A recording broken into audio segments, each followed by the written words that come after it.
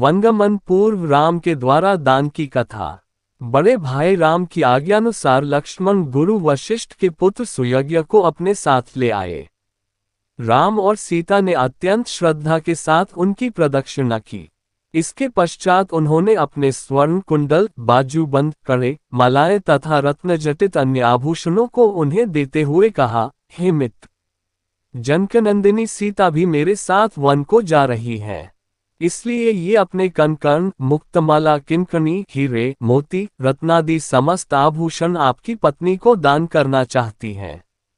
आप इन आभूषणों को सीता की ओर से उन्हें आदर तथा नम्रता के साथ समर्पित कर देना। मेरी यह स्वर्णजटित शया अब मेरे लिए किसी काम का नहीं है, अतः इसे भी आप ले जाइए। मेरे मामा ने अत्यंत स्नेह के साथ मुझे ये हाथी दिया था, इसे भी सहस्त्र स्वर्ण मुद्राओं के साथ आप स्वीकार करें। राम के वनगमन के विषय में ज्ञात होने पर सुयज्ञ के नेत्रों अश्रु भर आए।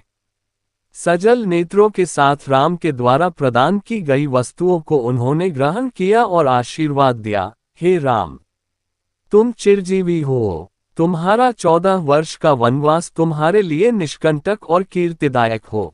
वनवास की अवधि समाप्त होने पर लौटने पर तुम्हें अयोध्या का राज्य पुनः प्राप्त हो। इस प्रकार आशीर्वाद देकर गुरुपुत्र सुयज्ञ विदा हुए। उसके बाद राम ने अपने सेवकों को, जो कि राम के वनवास से दुखी होकर रो रहे थे, बहुत सारा धन दान में दिया और सांत्वना देते हुए बोले, तुम लोग यहीं रहकर महाराज, माता कौशल्या, सुमित्रा, कैकेयी, भरत, शत्रुघ्न एवं अन्य गुरुजनों की तन मन लगाकर सेवा करना। सदैव इस बात का ध्यान रखना कि उन्हें किसी प्रकार की असुविधा न हो। फिर राम ने अपनी समस्त व्यक्तिगत संपत्ति को मंगवाकर सीता के हाथों से उसे गरीब, दुखी, दीन दरिद्रों में बंटवा दिया। राम और सीता के द्वारा मुक्त हस्त से दान दिए जाने की चर्चा सारे नगर में दावानल की भांति फैल गई।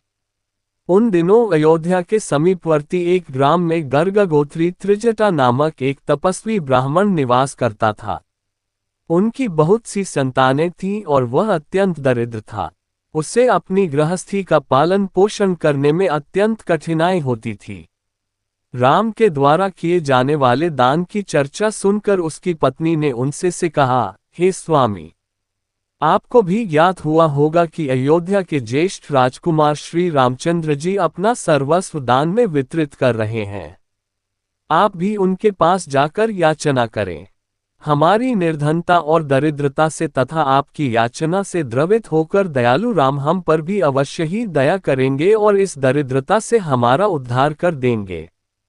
तपस्वी त्रिजटा याचना में रुचि नहीं रखते थे, किंतु पत्नी के बार बार प्रेरित किए जाने पर विवश होकर वे श्री राम के दरबार की ओर चल पड़े।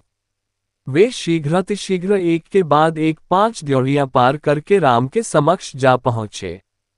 उनकी तपस्या जनित तेज और ओस प्रभावित राम बोले, हे तपस्वी, हे ब्राह्मण देवता, आपका हृदय तीव्र गति से स्पंदित हो रहा है और शुभ्रभाल पर श्वेत कण झलक रहे हैं।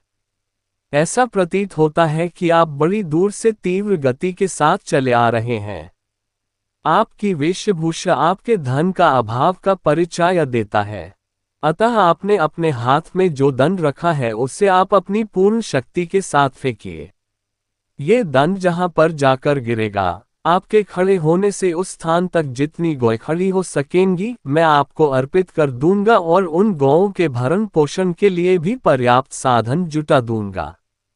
इस आदेश को सुनकर त्रिजटा ने पूरी शक्ति के साथ दंड फेंका। दंड सरयू नदी के दूसरी पार जाकर गिरा। राम ने उसके बल की सराहना की तथा उसे अपनी प्रतिज्ञानुसार गौएं दान में दी। उनको विदा करने के पूर्व स्वर्ण, मोती, मुद्राएं, वस्त्रादि भी दान में दिया। इस प्रकार अपनी असंख्य धनराशि का दान कर सबको संतुष्ट करने के पश्चात वे सीता और लक्ष्मण के साथ पिता के दर्शनों के लिए चले गए। इसी भगवान की वीडियो देखने के लिए सब्सक्राइब करें चैनल को और बेल आइकॉन दबाएं।